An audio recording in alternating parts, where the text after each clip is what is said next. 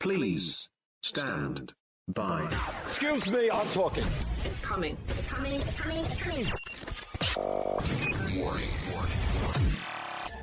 What is your name? I am Jay Ramone, and this is the Jay Ramone Podcast. If the FCC knew you were doing drugs on the air, shut us down! This gets more work done more accurately. I will sit down with bands, artists, chefs, business owners, and fellow Oklahomans to talk about their projects and dealing with day-to-day life. This stuff can give you brain damage. This is the Jay Ramone Podcast. Power of the internet is truly amazing.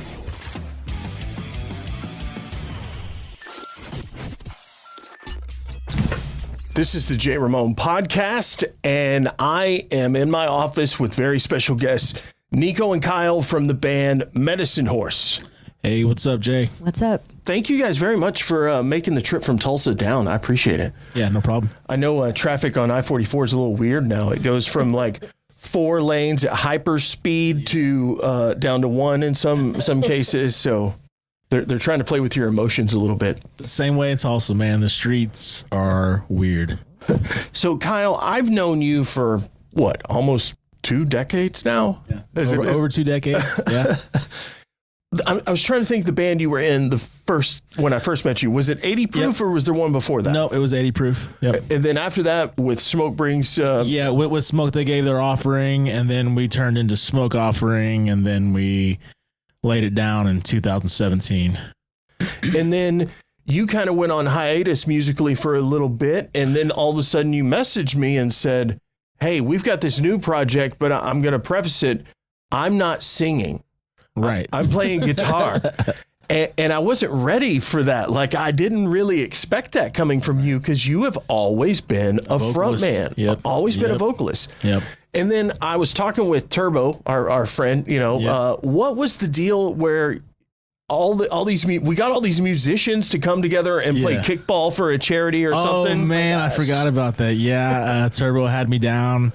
It was it was Turbo's charity or something. I really can't remember the name, but yeah, it was fun. I had a lot of fun. I can't remember if it was a veterans charity or a dog or animal shelter charity. I just remember that was a long time. Well, I guess it was back 2016, I think. Yeah. They reached out to us and said, hey, we're doing this. Could you guys find enough players? And so, of course, we just reached out to every local band we knew. I forgot about that. That was so much fun. I remember kicking the ball and running with beer the whole time. I had no idea that Turbo was so athletic, first of all. Shoot. I guess he is from the Broken Bow, Idabel area, so he's got a little bit of redneck, athlete in him. I saw the show listed that you guys were opening for I Hate God yes, sir. At 89th Street, and so that's when I reached out to you, Kyle. I was like, can you guys come in? Right. And so we've been trying to do this for a little while. How long ago did you guys release the Medicine Horse full-length record? It was September 8th of last year of 23. Yeah, it's been a year and a couple months, a year and a month. Okay, so tell me about the process of making that record. Oh, man. It started during the pandemic. Started between me and Garrett. Actually started with Garrett first, and then, we had the name. We're sitting there putting everything together. And that's our drummer, Garrett Heck. Yeah, that's our drummer, Garrett Heck. And he's got his own solo stuff. Check him out. But we started there with one song, gave the melody to Nico, and it's been ever since, man. Us just writing and just trying to come up with more tunes and just, fun. Nico, had you ever been a vocalist or a front person in a band? I did kind of backup vocals, I guess, in a project that Kyle and I did very briefly. And was that 2019? Yeah. Pretty much 2018, 2019. Yeah. Called She the Serpent. But I forgot all about that one. Yeah. I left one out. Yeah. I'm sorry. We had one major show up here with Soulfly and Nailbomb. That's right. Yeah. Damn it. I totally forgot. But no, this is Medicine Horse is my first time being the only front person vocalist. How exciting is that for you? Vocals. It's really exciting. It's cool. He kind of just threw that on me like, we're starting this band. I want to play guitar and I'm not going to sing. You have to do all of it. And I'm like, okay, well, where are the words? And he's like, no, if you're going to sing, you got to write all the songs. So that was, you didn't have a choice. At first a little scary, but, it was cool. Once I kind of figured out that I had things in me that would fit to music and, that I could do it. And were you exciting. Were you a fan of the genre beforehand? Definitely. Yeah. I've definitely listened to more heavy music since Kyle and I have gotten together, but I've always been, I kind of started out more in the punk rock genre, crust punk genre, and then kind of veered into hardcore a little bit. So I wasn't necessarily listening to Doom and Sludge. And so he was the one that introduced me to that. But it just really fit. I mean, I don't know how I didn't find it myself over so many years, because it, like the slow Southern blues influences and all of that. She just didn't really have anybody to get mad at. Well, yeah, maybe not. Well, and when you get the right group of musicians and artists together to collaborate, that makes or breaks a project completely. When you get like-minded individuals who kind of just bounce off of each other, that creative spark just happens, you're in the right spot. But when you don't, somebody's pulling all the weight and somebody's not, and Exactly. So that makes it difficult too. So what's the name of the record before we get further into this? That way people can look it up. It's self-titled, Medicine Horse. We wanted to keep it simple, as simple as we could, and just, self-titled. So, and the first track that you sent me, that's one that is all in Native American. It's not in the English language. Is that correct? Yeah, it's all in Cherokee. In Cherokee. I didn't want to say the wrong tribe, so I wanted to be vague and let you do it. Yeah, it's that song actually came about because of a really cool project we got to collaborate on with a bunch of other contemporary Cherokee musicians. And it was put together by Horton Records, who put out our self-titled debut record. Shout out to Brian Horton. Yes, shout out to Brian. He kind of got together with Jeremy Charles, who is a filmmaker and music fan, who is also Cherokee. Phenomenal photographer as well. Incredible man. Very, very creative, and had this kind of idea brewing for a long time that he wanted to make a record, a compilation record in the Cherokee language of all contemporary music, like all different genres. There's plenty of Cherokee language music, like hymns and, kind of like traditional, maybe. Yeah. Or even, like top 40 kind of, hits, maybe in old school kind of oldies in Cherokee, but there really wasn't any contemporary music. And so they put together this compilation, collected this group of artists that do everything from like folk and Americana to country to pop and hip hop. And then, we kind of bring the metal side of things. There's a punk rock song on there too. And so, they asked us to write a song in the Cherokee language. And that is where that song came from, Kua Deathka. How difficult was that melodically? Because the inflection of the language versus the English language is very different. It's completely different. And I am not a Cherokee speaker. I'm not fluent. I do pretty well to introduce myself and say, hi, how are you? That's the extent of my knowledge. I didn't know that. Yeah. I thought it was just came second nature to you. Not at all. Everyone had to learn Yeah. it. They had a vocal teacher not a vocal teacher, but an interpreter. What am I saying? Yeah. We had first language speakers and second language speakers that were part of the Cherokee language immersion program. So they do a program that's 2 years of immersion where their full-time job is to become fluent in Cherokee. And then after that, they commit themselves to working for the tribe and working for the advancement of the language. They become teachers after they become fluent. That's pretty incredible that they do that. It's an incredible program. It's saving our language. It's amazing. And so there are some people on the record, like Chuge Mackey, who does a country song, and he's amazing. He just had a record come out himself. And he is fluent. He learned and became fluent through that program. But the rest of us on the record were like, the most Cherokee we speak is the songs that we put together. So it was really special for us to do that. And so I worked with Sean Duncan, and he was kind of my partner in translating the song. So I used a poem that I had written inspired by a story that Kyle's mother, Dorcas, had told me about her time at Chilocco Indian School, at the boarding school. And I used that as kind of inspiration for this poem that I wrote. And it never really fit. I thought it might be lyrics, but it was just something that I kind of wrote down in a note somewhere, and it never really fit to anything until this project came along, and it just kind of seemed like, oh, well, this is perfect. The whole song is about preserving our ways and the sacrifices that our ancestors who came before us made so that we would still have things like our traditions and our language.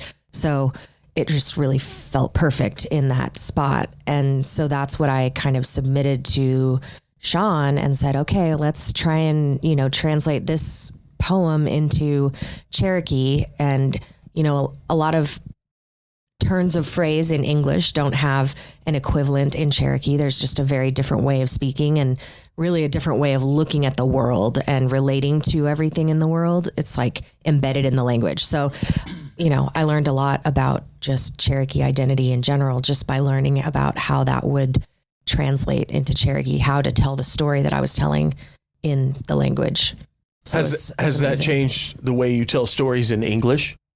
I think I try to think about it from more of a Cherokee perspective when I'm, because I do a lot of storytelling, of traditional Cherokee storytelling. And so just understanding a little more of the language does definitely inform how I how I structure the way I talk about things. So when you guys were writing and recording this record, what was the idea behind it of what you wanted it to sound like, the direction you wanted this project to go? It's something that I've been trying to do my entire time I've been in the musics, but it's more of a tribal drum beat, but more traditional, not just, willy-nilly. I think that this is how this goes.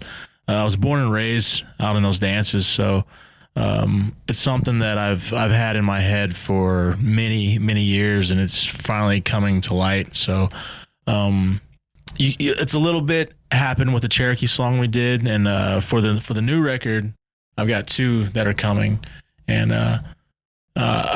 I want to say, you're going to be really surprised. You may or may not be, but it's coming from the heart. So now that you guys are really getting noticed in the metal community, and people are taking notice, did you ever think, all those years ago of playing all of those local shows in those tiny little bars at 21st and Garnett, did you ever think that nationally bands would be taking notice to your art and what you're doing musically like they are now?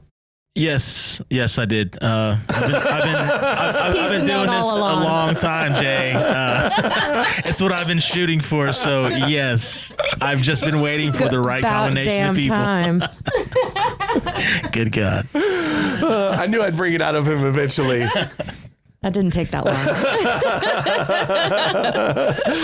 So you said you've got 2 songs written for the new record. Have you started recording those yet, or are you going to wait till you get the whole batch done? Well, for myself, I have my 2 songs that I'm bringing that are, I'm infusing the indigenous style to it. Travis and Garrett and Chris, they've got their own songs as well. So we're sitting on probably almost a full album right now. So, and no, we are actually looking for a place to go record these records or these songs. So, well, I see that you guys just went to Arkansas and recorded something. What did you record there? Go ahead.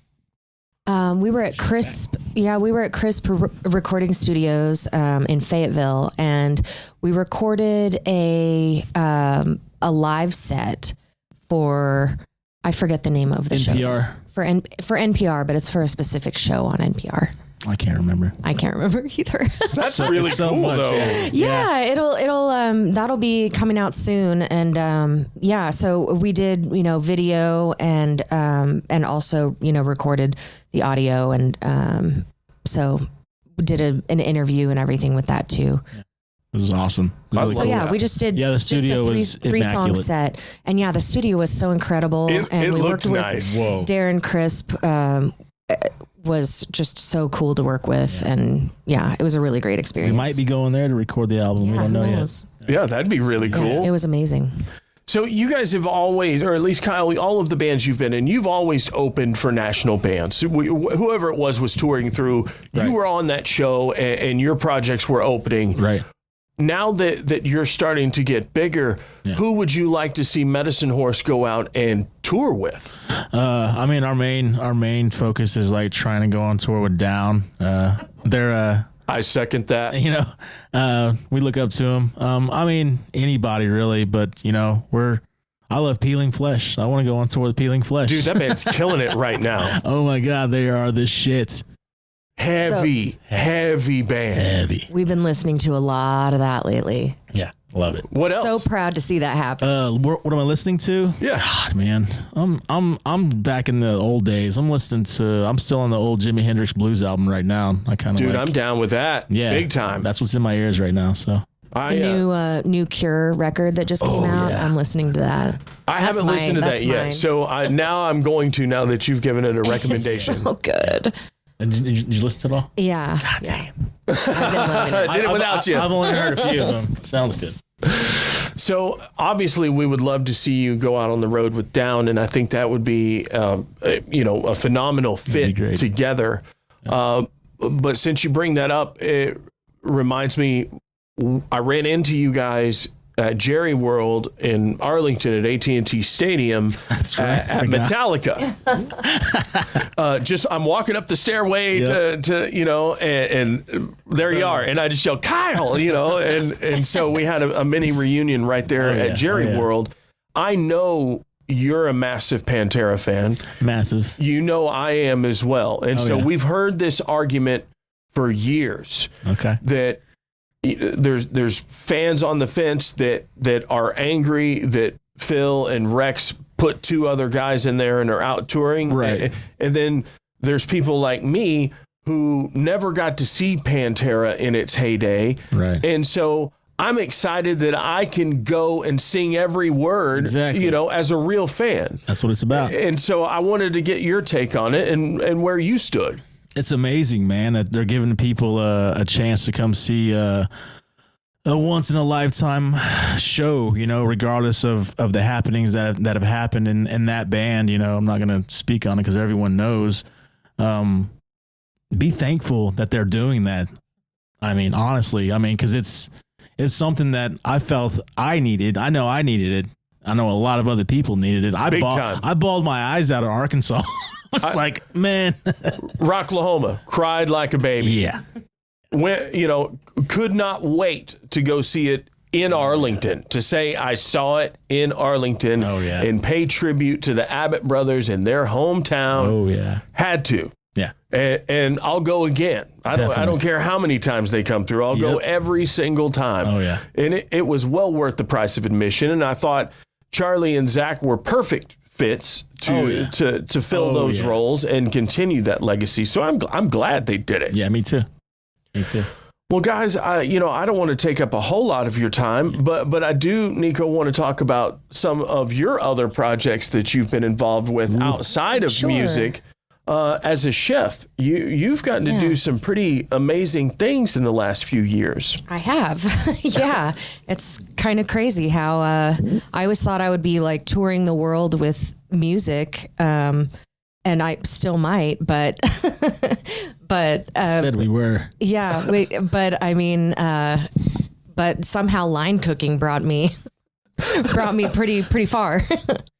there's just something about food that brings people together. And if you do it really well, there's people who want that. They would rather have that. Yeah, absolutely. And, I, over the years, have started specializing in traditional native food and contemporary indigenous foods, and which is, having even more of a moment right now. And so it's just a really exciting time to be a native chef and be able to share our food with the world. Every time I see your name attached to a new project, or Kyle tells me we're going to go do this, I get really excited because it's finally all happening for Oklahoma. The spotlight's finally getting shined in this place where we've grown up. We've known what it's like here, but the rest of the world's finally getting to see it.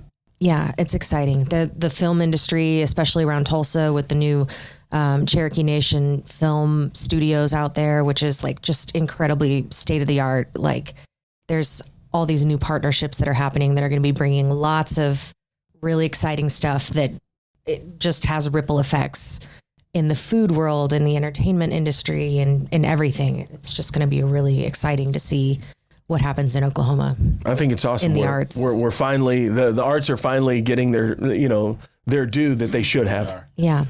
Well, guys, thank you so much for doing this. Plug your website, your record, where people can find it, all of that stuff before we wrap it up.